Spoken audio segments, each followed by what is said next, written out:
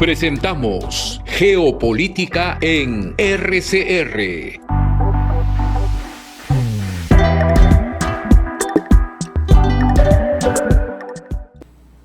Muy buenas noches, amigos. Tengo el gusto, la satisfacción de presentarles a Julio Heredia, periodista, poeta. Él ha vivido en China, ha trabajado en muchos países, tiene una experiencia muy grande y hoy día me ha aceptado un reto. El reto es de hablar de la geopolítica en la China, bien general, en nuestro mundo mundializado o globalizado. Bueno, ahí hay unas terminologías que conocemos porque hay algunos términos que son del gusto francés, que es un mundo en el cual tú te desenvuelves, y otros no, pero más allá de las terminologías, lo importante es lo siguiente. Miren ustedes, muchos de estos programas los realizamos con personas que son capaces en su ámbito económico, agronómico, jurídico, etcétera, pero buscando las claves de la geopolítica. Pero siempre nos olvidamos que finalmente la geopolítica es el ser humano en sociedad, en un territorio determinado. Y ese ser humano no solamente es alto dirigente, es una persona que realiza otras actividades y que tiene una percepción de ese mundo, de esa globalización. Desde ese punto de vista, queremos atrevernos a explorar tus experiencias y tus ideas, a compartirlas en términos de algunas preguntas bien sencillas. Primero, en vez de yo estar leyendo un currículum, que la verdad no me gusta hacer eso, dinos unas palabras sobre ti mismo, sobre tu actividad. Yo añadiré algunas otras cosas que me las guardo, y luego vamos entrando en materia con algunas preguntas que te adelanto antes de tu primera intervención. La primera pregunta que te adelanto es: ¿por qué te fuiste a China? La segunda, ¿cómo aterrizaste allá? La tercera, ¿cuál fue tu periplo profesional y humano allá? ¿Por qué? ¿Cómo? Y tu periplo en el periodo chino. Ahora te invito a que nos digas un poco más de ti como poeta y como periodista de mucha experiencia, tanto aquí como en el extranjero. Muchísimas gracias por acompañarnos, Julio. Escuchémoslo, amigos. Pues Manuel, buenas noches a todo el público que nos sigue a través de este canal. Creo que tú debes entender la emoción que yo siento de estar conversando contigo, porque eres alguien muy presente justamente en ese periodo de aprendizaje temprano que yo tuve del periodismo, ¿no? Recuerdo que participamos en una revista cuya temática era justamente geopolítica, y estaba un poco centrada en la problemática de Medio Oriente. Exactamente. ¿No? Esa revista se llamó Tensión, y yo tendría, pues, calculo 18 años en aquel momento. Ya había comenzado a hacer periodismo en algunos medios, y mi primera incursión, digamos, en una redacción, imagínate, fue cuando yo tenía 13 o 14 años. Cuéntanos, ¿cómo era eso? No sé si tú recuerdas que el gobierno militar asignó los diarios de circulación nacional a sectores de la sociedad. Sí. Entonces el diario Expreso, por ejemplo, fue asignado al sector educación y su vespertino Extra a la juventud. Entonces Extra comenzó a recibir corresponsales de colegios, ¿no? de instituciones juveniles como los Boy Scouts, por ejemplo, y a mí me hicieron corresponsal tanto de mi colegio como de los Boy Scouts. Entonces a esa edad, a los 13, 14, yo ya estaba paseándome por esas redacciones de Expreso y de Extra en el Jirón Ica, ¿no? En el antiguo Jirón Ica. Y luego, bueno, ya cuando yo salí del colegio, me debatía un poco sobre qué estudiar, ¿no? Si literatura o periodismo, y finalmente pues elegí las dos. Entré a San Marcos a estudiar literatura y al Instituto Superior de Periodismo, hoy Universidad Jaime Bausat y Meza, a estudiar periodismo. ¿En qué año fue? El año 77. pero estuve un año en el Bosate porque ya, digamos que el periodismo es algo que yo practicaba. Estaba circulando por diversas redacciones y espero que no parezca esto petulante. Ya el Bausat y Mesa me parecía una escuelita, ¿no? Entonces, ¿no? Aprendía muy poco allí, había aprendido ya en la práctica, ¿no? Así que seguí estudiando literatura en San Marcos y haciendo periodismo en diversos medios, ¿no? La revista esa a la que te referiste, que se llamaba Atención, además, permíteme brevísimamente recordar a una persona respetada, admirada y querida, que fue Félix Azofra. Félix escribió ¿te recuerdas tú el título de varios artículos? Pero había uno bellísimo sobre la poesía de las jarchas, ¿recuerdas? Sí, recuerdo perfectamente, porque además como yo tenía también esa habilidad literaria, le ponía mucho interés a todo lo que fuera literario, ¿no? Y no recuerdo el título, mira, pero Félix Álvarez, ¿no? Que era su... Félix Álvarez Sáenz. Así es, era su nombre completo. Escribió sobre las jarchas mozárabes, cosa que yo todavía ni siquiera había estudiado en la universidad, ¿no? Pero me abrió a mí particularmente el panorama sobre la influencia que había tenido la cultura islámica sobre la cultura hispánica, cosa que nos ha llegado a nosotros, ¿no? Los latinoamericanos. Y una cosa interesante es que Félix se fue del Perú perseguido por Sendero Luminoso. Finalmente falleció. Yo espero en algún momento reencontrar a su familia. El año 2004 me reencontré con él en Asunción, pero no nos desviemos del tema. La revista era muy importante. Era, estimados amigos, entre los 70 y 80, una revista sobre geopolítica, en la cual trabajamos juntos. Además lo hacíamos gratuitamente, no ganábamos un mango y además invertíamos para poder sacar esa publicación que además en ese momento era muy osada, porque abiertamente era un apoyo a la causa de un mejor trato humano y político con los grupos palestinos o el pueblo palestino, como se quiera decir, lo que me llevó a mí a una circunstancia en que me acusaron de comunista infiltrado. Pero ese es otro tema que siempre me da risa, porque en esa época los que ahí trabajábamos, ninguno de nosotros tenía ninguna pertenencia a ninguno de los partidos comunistas de entonces, ni menos a los subgrupos en los que se fue fraccionando en ese crecimiento que tuvo la izquierda mediante la ley de la ameba por fraccionamiento. Entonces pasemos ahora a la pregunta que me hiciste, ¿cómo llegué a China? Pero justamente estamos en una coyuntura, qué curioso, Manuel, donde Palestina suele estar en la cresta de la ola, está digamos, bajo todos los reflectores, ¿no? Y me gustaría a mí, yo que entrevisté en aquella ocasión a Isaan Beseiso, era el nombre del representante de la OLP en el Perú, sí. En ese momento no existía todavía la Autoridad Nacional Palestina, y ahora que Palestina está azotada nuevamente, me gustaría a mí decir que aquella identificación que yo tuve con los palestinos a los 18 años, la mantengo ahora que tengo más de 60, ¿no?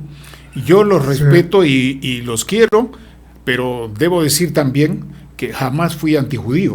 Es más, en mi formación cristiana, que tuve tanto en la familia como en la Universidad Católica y en la política, he tenido oportunidad de consultar varias fuentes de judíos y del judaísmo, que por lo demás es un elemento presente también en la formación del Partido Comunista Bolchevique y de otros muy importantes sobre el mundo, pero la gente no sabe que además el Estado de Israel fue formado por sionistas socialistas, que después fueron desplazados por otros, pero ese es otro tema. Es otro tema. Continúa con lo tuyo sin que aterricemos en la cuestión palestina para poder mantenernos en lo de China, porque pero coincido completamente contigo. Sin querer cortarte el tema, por si acaso. Coincido completamente contigo, esa es la experiencia. Somos además,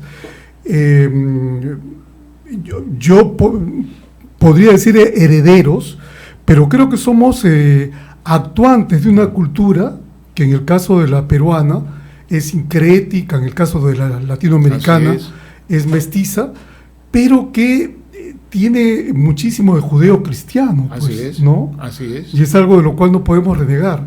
Yo también tengo una gran identificación con la cultura judía, y obviamente también con todo lo que viene del lado árabe musulmán, Así es. que también nos viene por el lado español, ¿no? Bueno, vamos a llegar entonces a China. Era, Manuel, el año... ¿Por qué te fuiste? Sí, era el año 84. Yo había estado ya 3 veces en Ayacucho. Trabajaba en el diario El Observador, que salió con muchos auspicios. Fue el primer diario a todo color que se hizo en el Perú. Sí. El dueño era un empresario llamado... en ese momento se me dio el nombre, como no importa, se llama, sí, pero acaba de morir, no ha muerto hace muy poco este señor que era el dueño del Observador, y yo había sido inquietado ya varias veces también por el hecho de haber estado en Ayacucho, y de pronto vienen los chinos de la embajada china en Lima a tocarme la puerta al Observador y a preguntarme si yo quería ir a trabajar a China. Mira, ve. Como corrector de estilo en la agencia china de noticias, o sea, en Xinhua, que significa China Nueva, ¿no? Entonces, fíjate que yo estuve casi 9 meses sin darle respuesta porque yo no tenía mucha motivación de ir a vivir en China. Aquí yo estaba haciendo prensa y estaba haciendo televisión también, en un nuevo canal que era ATV, ¿no? Canal 9 se acababa de fundar. Entonces yo estaba a mis 23 años, ¿no? Sumamente motivado por lo que hacía aquí. Entonces yo tenía la esperanza que me invitaran de pronto a conocer China, ¿no? Yeah. Pero no me había pasado por la cabeza ir a vivir a China.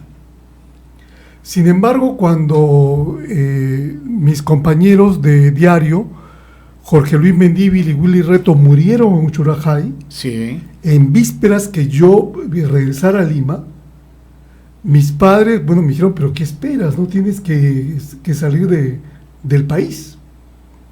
Porque además yo había tenido muchas complicaciones laborales ya, tanto en Caretas como en El Observador.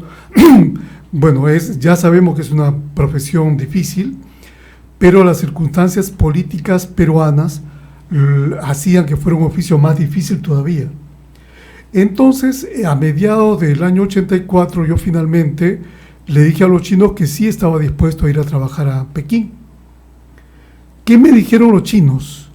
Que ellos estaban buscando técnicos en periodismo, y en el idioma español en este caso, pero que no querían para nada militantes maoístas ni gente vinculada a partidos políticos. Y era pues mi caso, ¿no? Yo no pertenecía a ningún partido, no había militado en partido alguno, fuera maoísta o marxista-leninista, etc.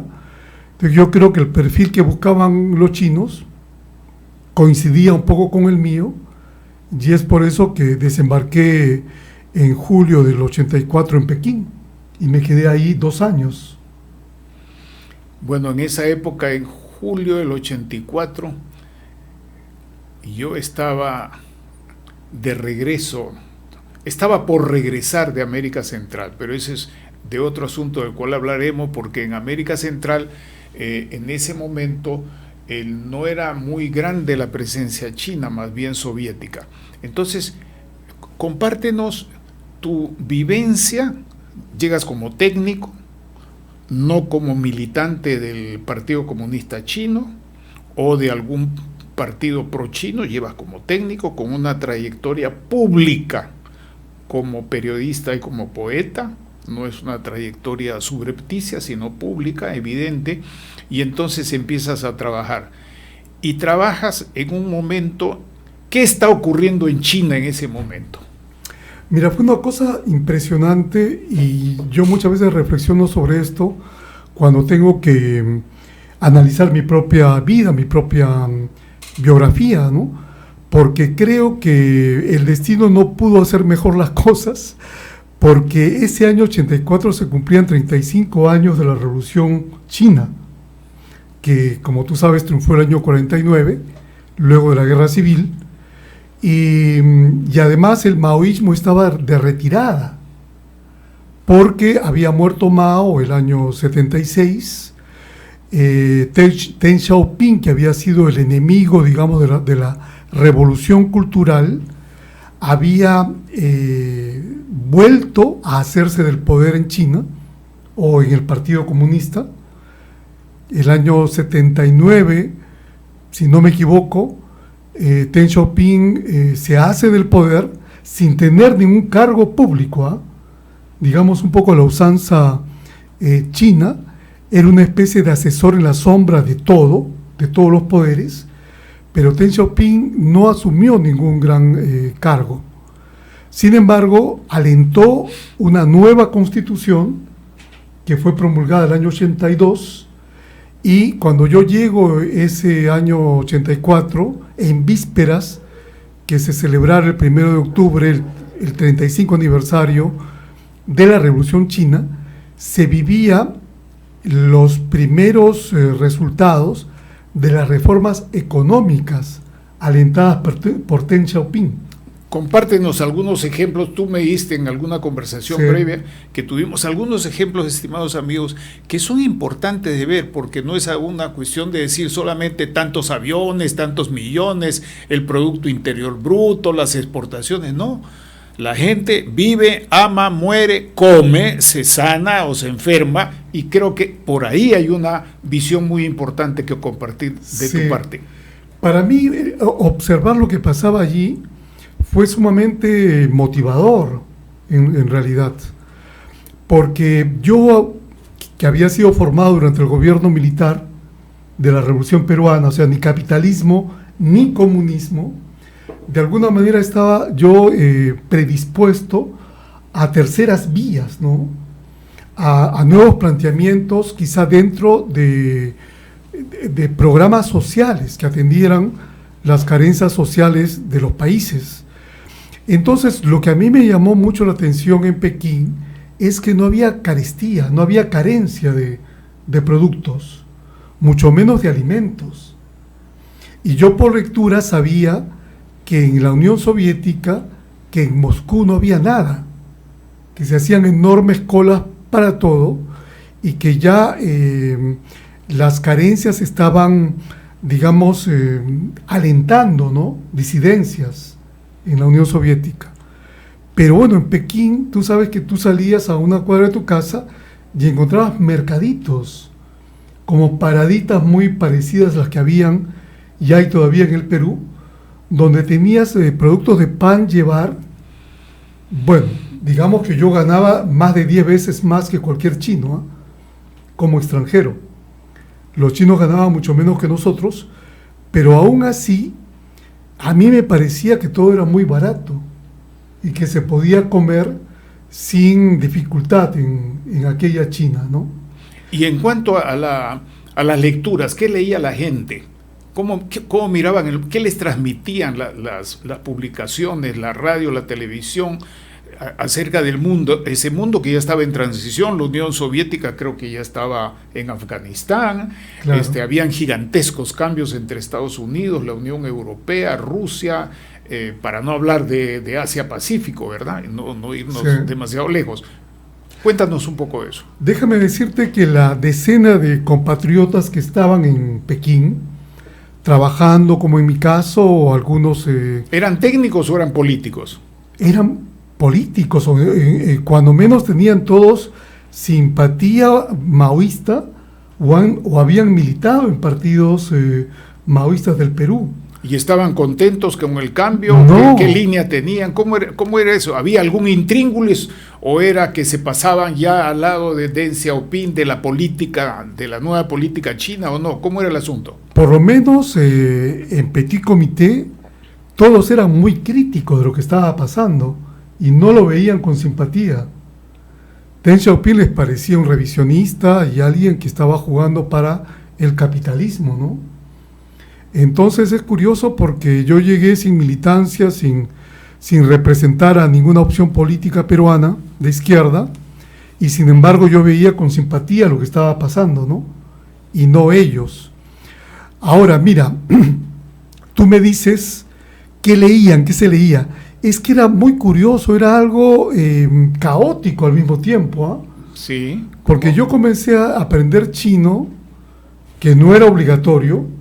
Es más, eso me creó problemas con la burocracia china, porque me dijeron, usted su trabajo es en lengua española. Ah, mira. Y no necesita. Bien técnico. Sí, no necesita el chino. Y entonces cuando yo me puse un profesor particular de chino, ellos me dijeron que no lo veían con buenos ojos, ¿no? Pero bueno, yo de alguna manera entendía un poco lo que pasaba en la televisión china. Y era alucinante, porque en alguna publicidad te ponían la manera de vivir en los Estados Unidos y te decían que había que imitar la manera de vivir de los gringos. Eso decía esta televisión, que a mí mismo me parecía un poco escandaloso, ¿no?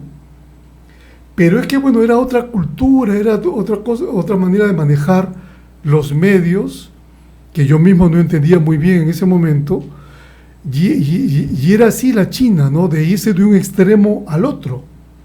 Es decir, del mensaje draconiano y proletario y campesino de la revolución cultural, se habían pasado pues a una especie de actitud de loa al capitalismo, ¿no? Pero ¿era una loa al capitalismo en cuanto a sistema global o era más pragmático el asunto? No sé si me dejo entender, Sí, porque a veces uno tiene permíteme, Sí. una adhesión de tipo conceptual, pero otras veces es bueno, dice, esto funciona, no me importa si de dónde viene, pero está funcionando. ¿Es algo así o no? Era eso. Ya. Tú lo has descrito perfectamente. Era decir, miren cómo viven bajo el capitalismo, nosotros que estamos, que no podemos vivir ahí, que vivimos bajo muchas carencias, debemos imitar esa manera de vivir.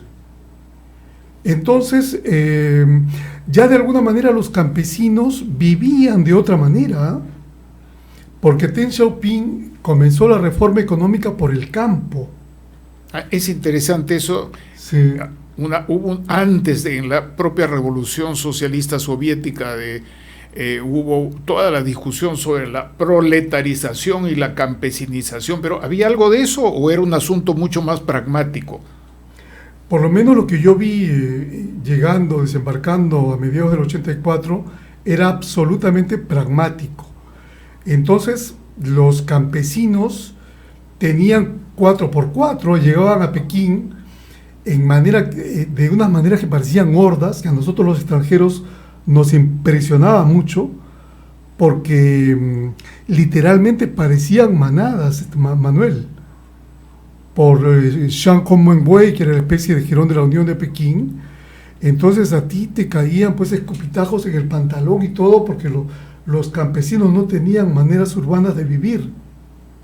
Que contrasta Sí. tanto con lo que se ve hoy día en las Sí. grandes ciudades, ¿verdad? Es un contraste de solamente 40 años de diferencia. La higiene en China era una cosa que te hacía cerrar los ojos, ¿no? Porque era algo inadmisible. ¿Y el orden público cómo era? Porque, permítame Sí. un asunto, ¿por qué pregunto el orden público? En la geopolítica muchos descuidan el asunto del orden público, pero el orden público interno y el orden público internacional están, como vivimos y sufrimos o vemos hoy día, absolutamente relacionados. Entonces, por eso la razón de preguntarte cómo vivías ahí lo que era el orden público en China, si en todo China era la misma política. Bueno, estaba el asunto de Hong Kong, que era diferente, ¿verdad? Sí. Pero cuéntanos un poco de eso. Bueno, mira, la delincuencia era rara y era severamente castigada en aquella China, ¿no? Yo muchas veces vi gente que iba en unos camiones, una especie de corsos fúnebres, tétricos, ¿no? Que iban camino del cadalso, que iban a los estadios donde iban a ser fusilados. Y no lo vi en Pekín, lo vi una vez en una ciudad, creo que en Nanjing, o Nankín, como se decía en español, porque a nosotros como periodistas, incluso siendo solo correctores de estilo, nos llevaban por China y nos paseaban, ¿no? Para que viéramos la realidad china, sobre todo Osvaldo Reynoso y yo, que trabajábamos en la sección que era de noticias del interior de China para el exterior. Ah, mira, qué interesante. Sí. Entonces se supone que nosotros teníamos que ver la realidad china, ¿no? Pero además una suerte de valoración, de delegación de confianza en que el trabajo de dos poetas, Sí. tomados como técnicos, era más confiable que el carnet de partido político. Así es. Pero ojo que eso puede parecer engañoso, ¿ah? Porque ver, no era a ver. que nos estuvieran dando carta blanca o digamos que hubiera una libérrima libertad, ¿no? Perdón, por la redundancia, ¿no? Para expresarse. No. O sea, los chinos lo controlaban absolutamente todo y estaban siempre muy al tanto de nuestras propias correcciones, de las cuales sospechaban, ¿ah? Y las sometían a muchas correcciones de los más capacitados de ellos mismos en lengua española. Pero digamos que el protocolo era eso, salir con nosotros también al interior de China para que viéramos la realidad. Una pregunta, en ese instante había en cada entidad, y más aún en estas, de una sensibilidad y de una responsabilidad muy grande, ¿tenía presencia el comisario político, el secretario del partido, o no se notaba la presencia del partido? Sí, Manuel, sí, se notaba. Cuéntanos todavía, un poco eso. Se notaba todavía. Muchos, no te olvides que era una transición. Estas reformas con Teng, ¿no? Con Deng Xiaoping, habían comenzado así apenas 3 años. Entonces muchos se resistían todavía al cambio, a los cambios. Y por ejemplo, los intelectuales, entre ellos mi intérprete, que tenía 27 años, yo tenía 24, ¿no? Era alguien que miraba con mucha desconfianza que los campesinos se enriquecieran, ¿no? Porque el campesino ganaba 10 veces más que él, que este joven que había hecho la universidad, que había estudiado 5 años la lengua española y todo. Entonces sentía que era muy injusto que un campesino ignorante y analfabeto, en China se consideraba analfabeto a quien conocía menos de 3.000 caracteres. Ese era analfabeto. El equivalente en nuestros caracteres fenicios, ¿cómo vendría a ser el asunto? No sé, yo creo que alguien pues que apenas hubiera aprendido el abecedario, ¿no? Algo así. Yo recuerdo que por esos años de los 80 y hasta hacia los 70, Luis Alberto Sánchez dijo alguna vez que los estudiantes del común, podríamos decir, no tanto el colegio público como privado, con algunas excepciones que siempre existen, en el Perú, en Lima en particular, no manejaban más de 300 palabras. Y yo tengo la impresión de que eso se ha reducido pero eso será materia de otro tema, ¿verdad?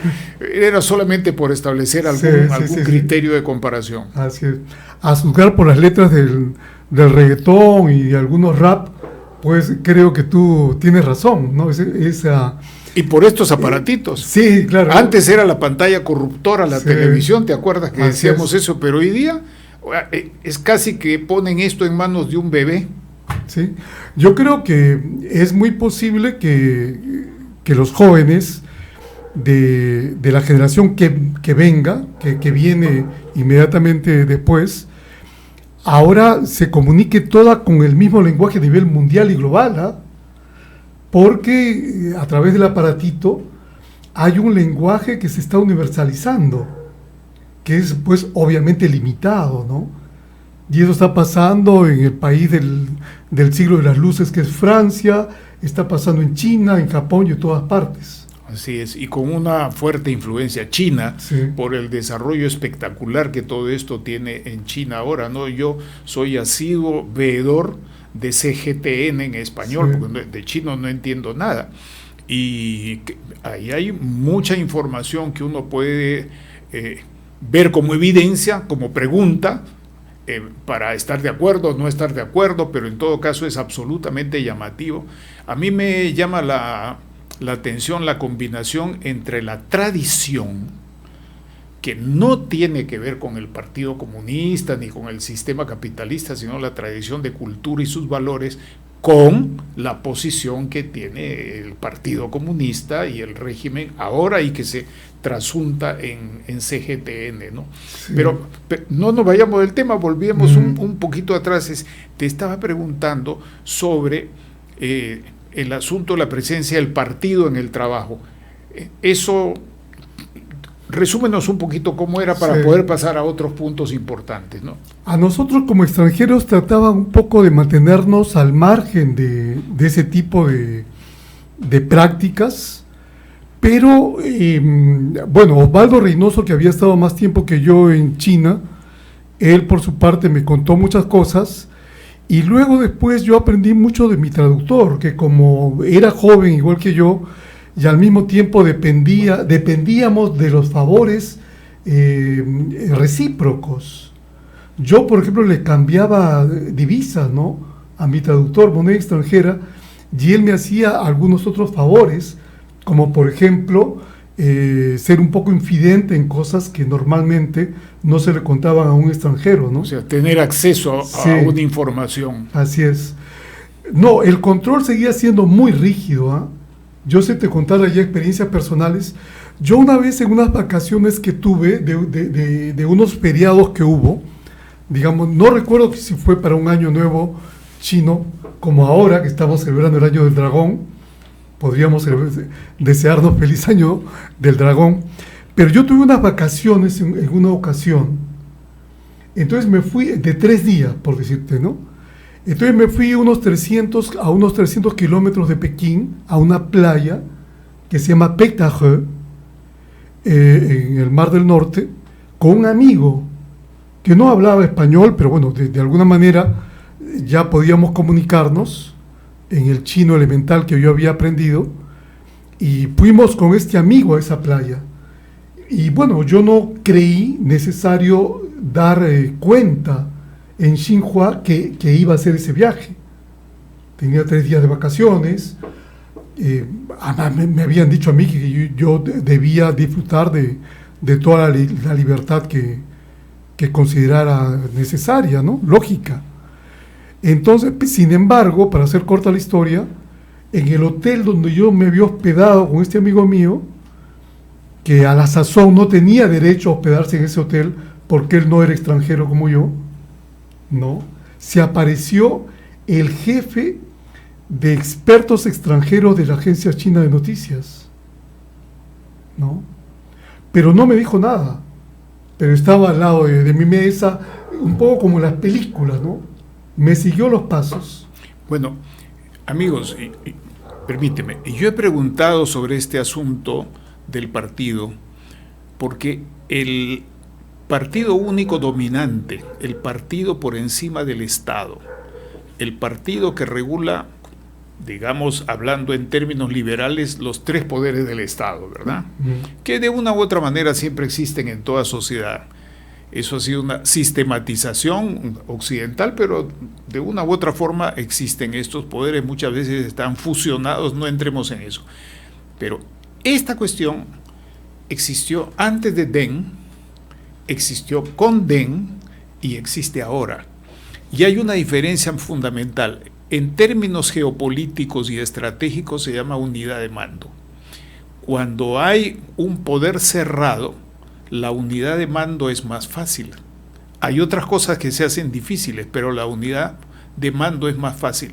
Comparen ustedes la posición en este caso actual del actual secretario general del partido y presidente, que se va a reelegir nuevamente, tanto en la China, y aunque no es el Partido Comunista, pero son las prácticas de la continuidad político-partidaria en Rusia, versus al otro lado 27 ejecutivos que tienen que gobernar eligiéndose periódicamente, etcétera. En síntesis, el factor unidad de mando unidad de dirección o como se quiera llamar, es fundamental en todo régimen político.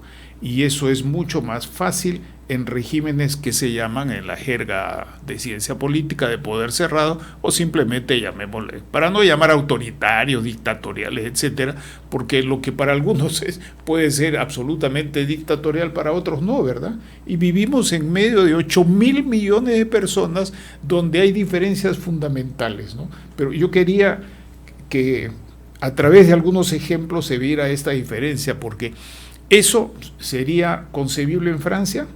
No, en Francia no sería concebible. Permíteme contarte una anécdota. Adelante. Que me puso a mí en aprietos con los burócratas chinos, y por eso me quedé solamente 2 años. No me renovaron el contrato como yo quería, ¿no? Porque yo estaba fascinado con China, con la cultura china, con la historia, la tradición, con la cultura. Era crítico de la política, pero no tanto, porque yo entendí en China que un país de 1.300 millones de habitantes, con toda la historia que tenía detrás, de emperadores, de mandarines, no podía ser una democracia al estilo occidental. Entonces yo más bien saludaba y admiraba la sabiduría que había tenido Deng y los otros en establecer esta teoría, en llevar a la práctica esta teoría de un Estado, 2 sistemas, ¿no? Convertir a la China en un Estado donde convivieran el sistema capitalista y el sistema comunista. Algo que parece antinómico, pero que se está dando y que ha sacado a China de la pobreza, ¿no? En muy poco tiempo sacó a 1.000 millones de gentes de la pobreza en China. Pero bueno, a ver, nosotros éramos con frecuencia invitados a conversatorios, a conferencias, nosotros los expertos extranjeros. Experto era la denominación, ¿ah? Sí, sí, sí. Así o sea, uno no solamente es experto en mecánica, sino también en literatura, experto en periodismo, experto en comunicación, ¿no? Es parecido al sistema en Naciones Unidas. Éramos adelante los expertos, ¿no? Entonces, a mí me habían invitado ya a algunas lecturas de poesía. Obviamente son generalmente para estudiantes de lengua española, en este caso, ¿no? Pero hubo un caso en que fue con traducción, ¿no? Simultánea. Bueno, a mí me invitan a dar una conferencia sobre periodismo a uno de los grandes institutos de Pekín. Y un estudiante que estaba entre el público me hizo 3 veces la pregunta de qué pensaba yo del periodismo en China. Y yo de alguna manera la había evadido. Ya la tercera yo respondí, según mi concepción de lo que es el periodismo, no hay periodismo en China. Eso respondí. Y fue de alguna manera digamos, la lápida que me puse yo mismo para enemistarme con el sistema burocrático chino, ¿no? Cuéntanos un poquito más qué pasó, digamos, en el procedimiento de tu ida de China. Cuéntanos un poquito más eso, breve, pero para ver, porque ahí en este tipo de experiencias uno puede ver la acción de las herramientas que tiene el Estado o el partido. Otros regímenes tienen otras cosas, no estamos hablando de otros regímenes, ni estoy diciendo que sea feo, malo o pésimo, no, estamos describiendo y comprendiendo. Adelante. Luego me enteré que aquel joven estudiante que había hecho esa reiterativa pregunta era el hijo del subdirector general de la agencia Xinhua. Nada menos, ¿no? Xinhua tenía rango ministerial, ¿eh? Es decir, que el director general Xinhua era como un ministro de Estado y el subdirector general Xinhua obviamente era como un viceministro, ¿no? Entonces este joven en realidad venía de una familia muy poderosa. Bueno, en los meses que siguieron yo fui incomodado algunas veces sobre mi vida privada, que hasta todo el primer año, creo que el primer año y medio de mi estadía en China, yo viví con absoluta libertad, yo me sentí muy libre, y hubo algunos extranjeros, peruanos en particular, que me advirtieron que quizá yo me estaba tomando demasiadas libertades, ¿no? Pero bueno, mi juventud, por un lado... Yo entiendo eso, aunque no era un consejo. De repente era una envidia, pero continúen, sí. Dejen de lado mi especulación, amigos. Yo me hice de muchos amigos de fuera del círculo periodístico y de fuera del ambiente de trabajo, ¿no? Conocí jóvenes universitarios, comencé a aprender el chino con una rapidez increíble, lo he olvidado también muchísimo. Entonces yo hacía, digamos, amistades por fuera de los círculos tradicionales que un extranjero tenía en Pekín. Entonces, hacia el final, ya fue una convocatoria a la policía donde se me increpaba por haber supuestamente hecho amistad con gente de mal vivir, ¿no? En baños públicos de Pekín. Todo eso era mentira, no fue así. Pero fue un argumento para no renovarme el contrato. No haber respetado las normas de conducta en China. Bueno, eso fue, no sé si cabe la expresión, invento propio, motu proprio chino, o fue instigado, según tu vivencia o recuerdo, por alguno de estos peruanos. Yo creo que fueron chismes peruanos, ¿no? Bien peruanos, porque había un sector de peruanos que no se explicaban por qué yo, una tan joven, había ido allí y por qué no había pasado por el tamiz que ellos estaban acostumbrados a ejercer. Había un señor que en paz descanse, que siempre se presentó aquí como sinólogo, Antonio Fernández Arce. Sí, lo conocí. Que él era prácticamente el que decidía quién iba y quién no llegaba a China. Pues yo nunca pasé por su tamiz, ¿no? Bueno, eso era una costumbre tanto en el socialismo real, no solamente en China, también era en la Unión Soviética, en Polonia, en Rumanía, en fin, en todos los países de aquel entonces, y queda como una especie de pauta cultural. Yo no voy a citar nombres, a mí me ocurrió en Nicaragua que unos compañeritos peruanos, más o menos de la misma edad que yo, hicieron una actividad de represión política sobre una persona a la que consideraban negativo, traidor a sus compromisos. No voy a entrar en muchos detalles, y fíjense que hasta dónde llegan algunos de esos criterios en los cuales se consideran depositarios de la verdad, ¿no? Que son una especie de ayatolas y además policías de todos los otros. Eso se heredó en Rusia, cambia aunque no sea el régimen político, pero queda como cultura, había en China, había en otros partidos, y me llaman para ser parte de un juicio popular a esta persona. Por supuesto que me reí, porque era una solemne estupidez, y les dije que yo no estaba de acuerdo con ser Savonarola. Creo que no sabían quién era Savonarola, por si acaso. Continúa. Sí. Pero hay esas prácticas, pues, esas prácticas políticas que son deformaciones que además surgieron tempranamente, no solamente ahí, eso existe en todo régimen político, ¿no? En todo régimen político. Basta estudiar un poco la historia de la Revolución Francesa para darse cuenta de las cosas, ¿no? Así es. Yo lo entendí después, ahora obviamente lo viví bastante mal en el momento, ¿no? Porque tenía que ver también con un estado emocional, tenía que ver con cosas afectivas, ¿no? Que yo había tejido allí, pero finalmente no sé si me hicieron un favor, como dice mi mamá hasta ahora, ¿no? Así. Porque yo tuve que irme a Francia. Pero ¿te fuiste cómo? ¿En directo? ¿Cómo saliste? No. Cuéntanos un poco eso para tener una idea de lo que era el sistema de control de población. Sí, los chinos se portaron, los burócratas quiero decir, ¿no? Siempre hago la diferencia porque yo a China le sigo guardando un enorme afecto. Además yo siento que mi vida cambió luego de esa estadía de 2 años en China, ¿no? Ellos tenían, la CAC, que era la compañía aérea china oficial, llegaba a París. Y casi todos los peruanos pedían esa ruta, obviamente para quedarse en París unos días, ¿no? Para visitar la Ciudad Luz y todo. ¿Puedes creer que a mí me negaron esa posibilidad? Me compraron un pasaje directo a Lima, con una escala de muy pocas horas en Hong Kong, ¿no? Y yo iba a llegar directamente al Perú. Tenía mucho miedo, obviamente, de llegar a Perú porque el año 85, Osvaldo Reynoso, que en paz descanse, había sido detenido en el aeropuerto de Lima al llegar de Pekín.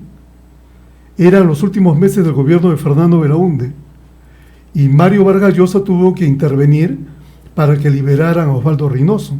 No sabía eso. Sí.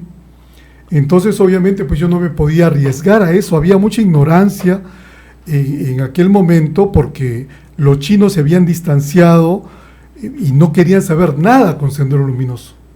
Ellos no auspiciaban Sendero Luminoso. Bueno, permíteme algo. Sí. Esa es una cosa que muchas personas no saben, queridos amigos.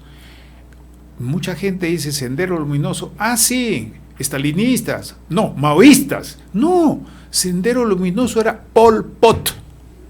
Pol Potiano.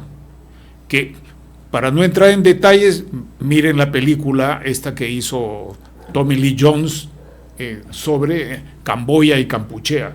Cosa que además otros lo conocemos muy de cerca, porque aquí en Lima también hubo reuniones internacionales de apoyo a Kampuchea, que existía el nombre en ese momento, en las cuales participábamos. Yo en esa época tenía alguna militancia política en un partido y participábamos de alguna de estas reuniones, aunque no éramos de la ortodoxia de ninguno de esos partidos dominantes que eran los partidos comunistas. Continúa entonces. Sí, entonces, bueno, yo, a Dios gracias, había ido a Hong Kong con un amigo mexicano que en ese momento era agregado cultural de México y que luego llegó a ser embajador de México en China, ¿no? Y hasta ahora es mi amigo.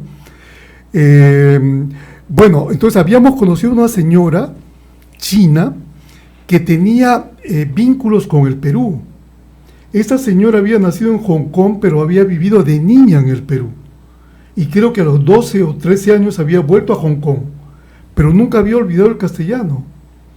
Y esta señora ejercía de intérprete de todos los latinos, de los sudamericanos, que iban desde la China popular a Hong Kong a hacer compras. Recordemos que Hong Kong todavía no había vuelto digamos a la soberanía. A la soberanía china, ¿no? Entonces había conocido a esta señora en aquella ocasión y esta señora me sirvió para salir en esa escala de Hong Kong. Ella misma con todos sus conocidos negoció el pasaje y pudo cambiar el pasaje, ya ni me acuerdo qué compañía era, para que yo me fuera a París en lugar de venir a Lima, ¿no? Y eso sí, yo había obtenido ya una visa de estudiante en Pekín, gracias a los vínculos que había hecho con gente de la embajada francesa. Había un cineclub en Pekín, de cine francés, al cual yo asistía, y eso me sirvió para que finalmente me dieran una visa para irme a estudiar a París, mira. Una última pregunta, porque nos está ganando el tiempo, Sí. Qué pena. Mucha gente mira con arrobo, está encandilada con lo que es el éxito chino hoy. Y inclusive tengo amigos, empresarios que dicen que ojalá hubiera un Deng Xiaoping acá. Ahora se están olvidando de eso y están diciendo ojalá exista un Bukele. ¿Crees tú que es posible que en la cultura peruana pueda funcionar un régimen al mismo tiempo capitalista y de partido único como el de China? No, la verdad que no. Dinos algo en eso. No lo creo. Con tranquilidad en tus últimos minutos. Pero sabes que lo creí, Manuel, en A un ver. determinado momento, justamente la experiencia en China.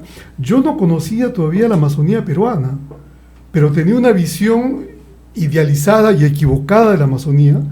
Yo la consideraba como muy cercana a la cultura asiática, al sudeste asiático y todo, ¿no? Entonces yo viví durante algún tiempo con la creencia que en cuanto en el Perú alguien pudiera hacer primar un proyecto nacional, que eso iba a poder hacerse realidad y que el aprendizaje iba a ser tan rápido en el Perú como lo había sido en los países del sudeste asiático, que habían pasado prácticamente de la barbarie a la civilización más exquisita, ¿no? Por ejemplo, Singapur, donde nadie tira un chicle al piso, ¿no? Entonces luego cuando yo ya tuve la ocasión de volver al Perú, ya ahora que conozco, creo, la Amazonía mucho mejor que muchos limeños, creo que eso es imposible. Y estamos hablando de 62% del territorio nacional, Así aunque es. con menos población y una frontera de más de 4.000 kilómetros. Continúa. Tenemos una tendencia anárquica los peruanos, y creo que eso nos viene quizás de esta suma de culturas, de etnias, de comunidades que tenemos, ¿no? Somos un colectivo, una federación de gentes que creo que tienen un imaginario común, ¿ah? Pero que todavía se disputan mucho entre ellas, ¿no? Bueno, es muy importante saber eso porque en China también existe una etnia dominante, es el grupo, no sé si se dice Han o Han. Han, sí. El grupo Han, pero existen otros que están en las partes altas, incluso la gran marcha de Mao Zedong, sí, con el ejército popular chino recibió el apoyo de esas otras etnias, también en algunos casos no, porque estaban con el Kuomintang, ¿no? Entonces hay una diversidad, hay una pluralidad cultural, pero existen unas diferencias bastante grandes en cuanto a las tradiciones, en cuanto a la diversidad de tradiciones, y hay que pensar en una cosa que yo siempre digo a mis amigos, ¿no? Uno puede establecer paralelismos, pero la geografía y la historia y la demografía, eso es la esencia de las cosas. China es probablemente, junto con Irán, si no me equivoco de algún otro, de los estados más antiguos sobre el planeta. De los estados, hay una institucionalidad estatal, entonces hay un manejo de la autoridad con reglas y del poder con reglas y sin reglas, y entonces eso es una diferencia que no tenemos nosotros. Nosotros hemos tenido 300 años de virreinato, que la gente se obceca en decir solamente colonia, pero fue tan virreinato como el virreinato que había en Aragón, el virreinato en cerca donde tú vives ahora, Cataluña, la Cataluña francesa, el virreinato que había en México, que era Nueva España, el virreinato que había en Italia, y el Tahuantinsuyo fue una dominación quechua, aymara, con algunos elementos, pero fundamentalmente quechua es solamente 120 años, y después para atrás tenemos distintos señoríos que ni siquiera nos atrevemos a llamarle estados, no sé, se habla de señoríos, mientras que China en particular son cuántos años de estado en su propio calendario, entonces una diferencia muy muy grande. Más un estado que se unificó hace siglos, ¿no? Que el emperador Amarillo unificó en lengua, en comunicaciones, ¿no? Estableció estas vías que comunicaron todo el país. En fin, sí, como tú dices, lamentablemente nos va a quedar corto el tiempo, pero no podemos vamos comparar. A regresar otro día, continúa. Pero el Perú, creo yo que está, aunque no queramos admitirlo, que algunos todavía sueñen utópicamente una especie de Arcadia prehispánica, todo en el Perú está penetrado de cultura occidental, Manuel. Por eso que yo ahora sí creo y uso esta palabra que fue de un sociólogo francés, que en este momento se me escapa el nombre, que hablaba de extremo occidente al hablar de América Latina, ¿no? Yo creo que efectivamente somos eso, ¿no? Somos extremo occidente. No somos exactamente como la Europa occidental, pero nos parecemos bastante. Nos parecemos bastante en nuestras instituciones, en una estructura que manejamos mal, pero que tendemos a construir, ¿no? A fortalecer. Si hubieras, entre las palabras originalidad y disciplina, ¿cuál escogerías como principal para la cultura y el pueblo chino ahora? Qué difícil, ¿eh? Las dos creo que marcan esa nación. Disciplina. Bueno, eso nos falta. Tenemos originalidad, sin duda. tenemos que disciplinarla para hacerla mejor y más productiva. Muchísimas gracias por tu contribución. Espero que hayan sentido lo que es la vivencia de la geopolítica a través de la historia personal de alguien que tiene que ver con territorio, población, historia y el poder. Muchas gracias, amigo, por su compañía, y a ti por tu presencia. Muchísimas gracias. Gracias, Manuel. Hemos presentado Geopolítica en RCR.